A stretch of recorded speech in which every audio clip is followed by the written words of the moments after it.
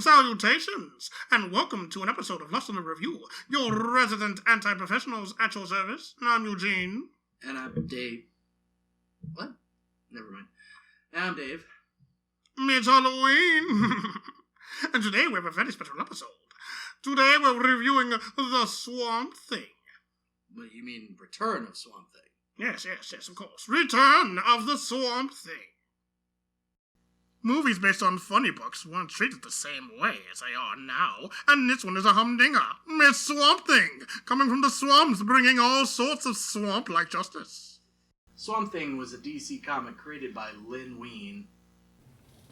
Oh, man, traffic sucked. I'm sorry I'm late, man. Oh, what the hell are you doing here?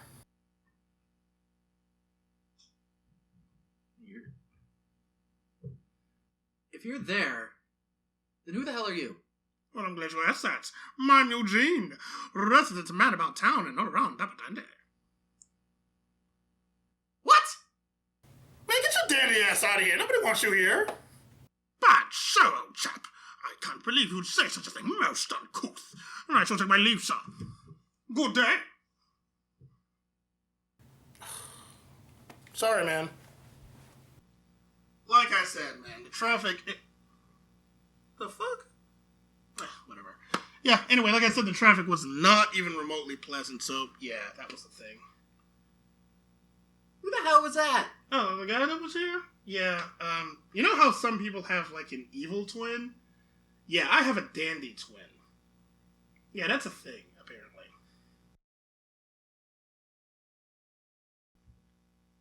Let's try this again.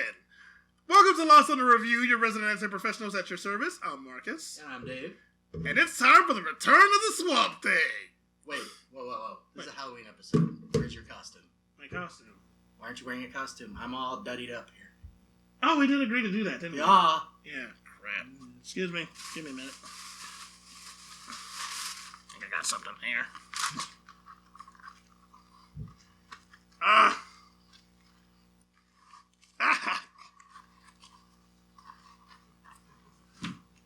There. Happy? Are you happy with the effort that it took to put that on? Yes, I'm quite content. I guess I am too. Comic book movies weren't treated the same way. Whoa. Yeah, dude, me and the other guy already did that. It's alright. We'll just move on. Oh. Awkward. Okay, for those of you who have not seen the first movie, let's catch up to speed. Dr. Alex Holland and his sister Linda are working on a top-secret formula to basically create an animal-plant hybrid. The point of this was to eliminate hunger in the world. Not sure how that works, but there's more. During the course of these experiments, they're assigned a government agent by the name of Alice Cable, who is the love interest of our story. And now we're introduced to Dr. Arcane, renegade scientist and leader of a paramilitary group? Have those two things ever been associated with the same person? Trade schools have gotten very advanced. Anyway, Dr. Arcane believes that this formula that they've been working on is the key to his immortality. My god, that sounds stupid as I say it. Yeah. Have you seen the cover to this movie? Explains a lot. It does. Okay, getting way off base here. Dr. Arcane goes after the formula, killing Linda and attempting to kill Alec, but he's set on fire, and since he's outside of the swamp, he figures, oh, it's a good swamp, we can just use that, and just jumps into the swamp to douse the flames, but since he's been exposed to the chemical that he created, it turns him into the mighty Swamp Thing! As you do. At some point, Alice is kidnapped, so Swamp Thing goes and fights the forces of evil, being the henchmen of Dr. Arcane. So he finally beats the henchmen, saves the girl, defeats Dr. Arcane, and continues to kick ass for about 3 seasons straight on USA Network. It's awesome.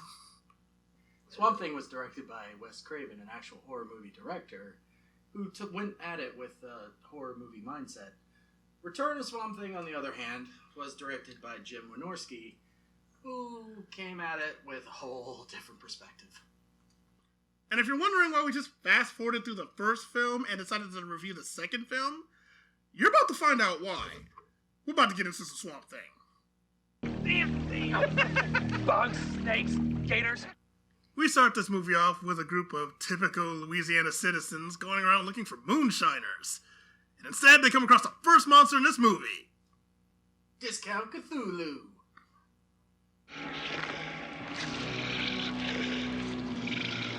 But of course, our monster's plans are thwarted when he comes across the hero of this movie, Swamp Thing itself.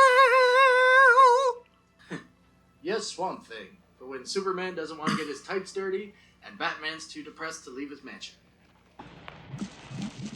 And we're introduced to our main love interest of the movie, Abigail, played by Heather Locklear, who is the stepdaughter of Dr. Arcane. And she has a weird fetish for plants, where she has a lot of them and even names them. She's like the equivalent of a crazy cat lady, but with plants. I wonder which is more creepy. I mean, what? I love it how she was talking to plants, and the only other person in that entire room with a legit post was never spoken to. Didn't even have any lines. The fuck? And here we're finally introduced to the main antagonist of this movie, Dr. Anton Arcane. This man is the total package of villainy. Don't believe me? Well, for starters, he's got a secret lair, and a secret door that leads to a secret lair. Check that out. Because of the events of the previous film, Dr. Arcane is trying to find a way to live forever through splicing genes of humans and animals. Like that. Dr. Abigail is going to Dr. Arcane's house because she feels unresolved by her mother's sudden disappearance, and learning of her death wants answers from her old stepfather. Yes? There's a cab at the gate with a woman in it. She claims to be your stepdaughter? Good God. Abigail. Oh man, I love this guy. He's like a discount Roger Moore with a discount Ricardo Montalban's accent. Abigail. Welcome to Fantasy Island. This is not Fantasy Island. I don't know why you keep saying that. Shh! Be quiet, Tattoo. You're scaring the guests. I'm not Tattoo. Yes, you are. Dr. Arcane has his assistant, Lana Zarel, show his stepdaughter around the house. Oh my god, I recognize her. From where? Oh, that was one of Zod's people. She was hanging out with Zod and the guy that didn't talk. And Superman, it's the same woman. Apparently, she had to kneel before Zod one time too many before she decided to turn in her resignation. That must have been on her resume. I think that's how she got the job. Probably. Why aren't you gonna let me in? Open the stupid door! Looks kind of wet out there. Damn straight and open stupid door and let me in! What's the password? Password? What do you mean password? We never had password. Guess what? More characters! Every action movie like this needs a Scrappy, and this one luckily has two of them. Here are two kids that are going to be introduced throughout the course of this movie for no fucking reason. Oh, I think I'm gonna love these two. They are the best parts of this movie. They come across the monster that was introduced earlier in the movie, and their reaction is just gold.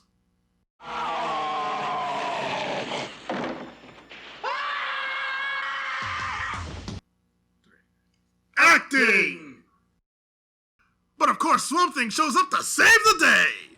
Round 2, fight!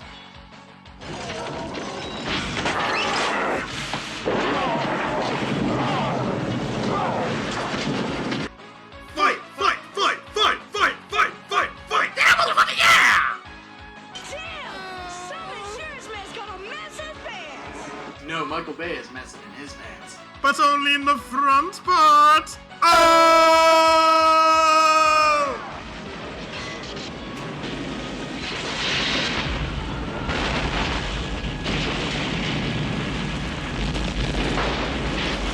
Man, look at all these unnecessary explosions. What the hell?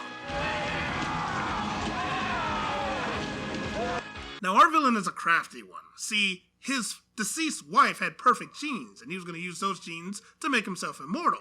But since she's dead, he figured he can get those genes from his stepdaughter. So basically, he tricks her just so they can get a sample of her blood, and he can continue his research. More, no.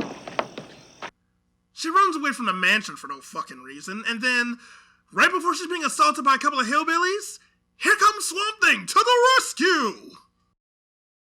Crazy plant lady, as soon as seeing Swamp Thing, is immediately in love with him and basically wants to have little swamp people babies.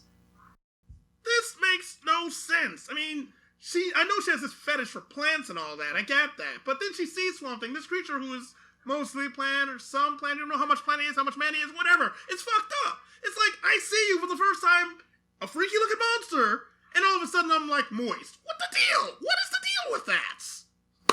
Is he naked? Or is the plants like his clothes? Like, you see him, moving on.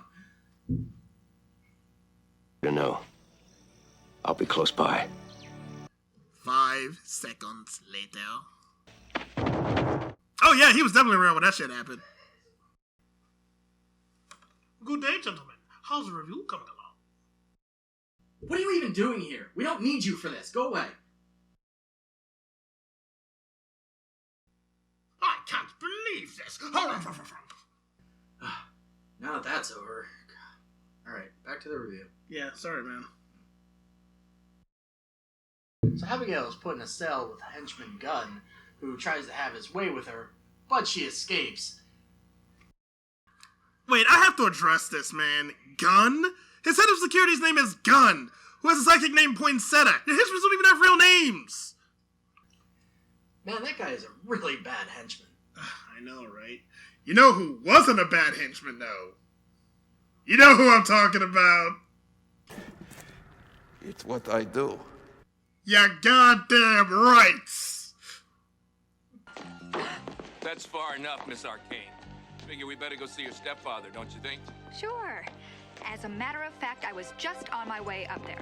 Oh, except I forgot one little thing in the car. You wouldn't mind if I went? No, I didn't think you were gonna go for that one. You know what? When all of this is over, I really hope we can remain friends because, believe it or not, I have really taken a liking to you two. No, really. Through the incompetence of all of the other henchmen, Swamp Thing is able to get inside the mansion, rescue the damsel in distress, and flee without too much trouble besides all the random bullets that explode when they hit the ground. How the hell are these guys dying? Seriously, what the hell is happening?